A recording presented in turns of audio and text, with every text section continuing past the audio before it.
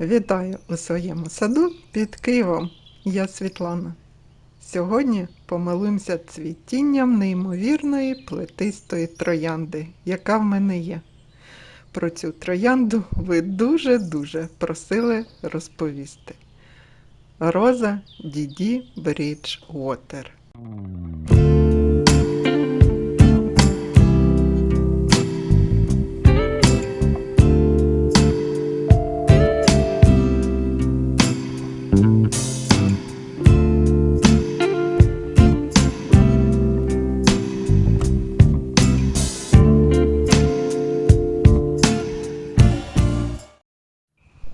Роза селекции Меланд, Франция, 2003 год.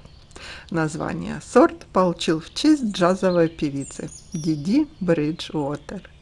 Роза известна и под вторым названием в других странах Marmalade Skies – мармеладное небо.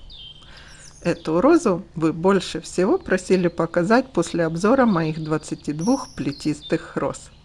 Но это, кстати, и не все еще сорта.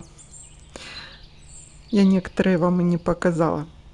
Хотя моя Диди совсем малышка, ей всего год. Роза осенней посадки 2022 года. Я решила, что она более чем достойна быть показана. Думала и решила. Покажу. В прошлом июне, еще не имея больших побегов, представьте, только первые появились, она зацвела невероятно большими яркими цветами. На нее можно просто смотреть и любоваться. Но я вам немножко расскажу про нее полезности. Про куст. Куст нарастает мощный и довольно быстро, если судить по моей розе. В сентябре месяце прошлого года моя Диди Бриджвотер имела уже 5 побегов, 3 таких довольно длинных, метра по 1,5, и 2 поменьше. Листва матового зеленого цвета у нее, и сам лист довольно крупный. Это украшает куст, и он не кажется редким даже на стадии, когда только бутоны появляются. Ветви средние, гибкие, и их можно наклонять по перголе или опоре. Легко гнутся. Есть такие сорта, что вообще не наклонишь. Роза Диди Бриджвотер пластичная. Подходит для арок, пергол, каких-то обелисков, опор. Возьмите на заметку себе. Заявлено, что куст этого сорта нарастает до 2,5 метров. Я, конечно, посмотрю, но мне кажется, что этот сорт может и выше стартануть и завить нашу будущую террасу. Характерная особенность сорта – цветы расположены по всей высоте ветвей. Например, у Main Tower плетистой розы, которая вам тоже понравилась, немножко похож цвет, но там больше оранжевый.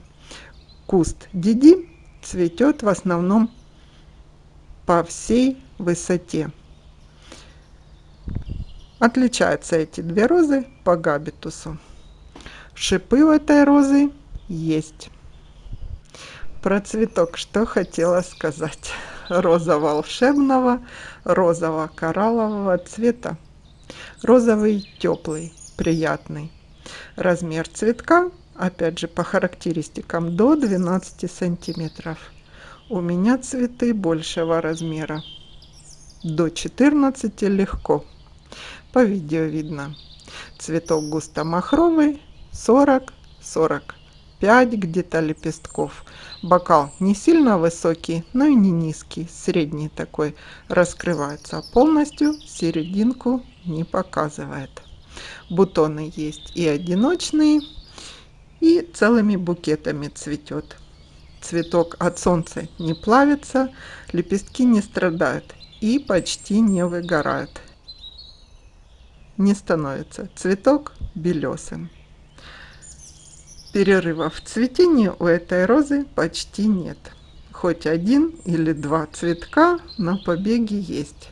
Хотя, повторюсь, у меня совсем молодая розочка. У нее есть одно волшебное свойство. Я когда про свои плетистые розы рассказывала, я упомянула, что это роза Христофор Колумб плетистая и Диди Бриджуотер. Так вот, у этих двух роз из волшебностей в сумерках цветок светится, как неоновый яркий оттенок принимает. Я с удивлением это заметила летом. В сумерках как-то шла, сгущались только белые розы, померкли, ну вообще сад опустился в темноту, а эти две как перекликаются своими неоновыми солнечными бликами. Интересно, у кого есть эти розы, не обращали вы внимания на такое свойство или только мои мерцали? У нас подсветки в саду нету. Я поздно ночью уже подходила, тогда не светится, а именно после заката такая красота волшебная происходит. Удивительное свойство. Роза имеет аромат средней интенсивности, но при взгляде на нее, честно говоря, про ароматы забываешь. Просто стоишь и любуешься этим чудом природы. Сложно будет мне представить, как она хороша, когда куст чуть старше.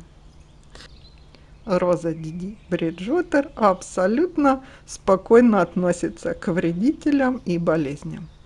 Специальных обработок никаких я не делала. За ней не замечено было ничего.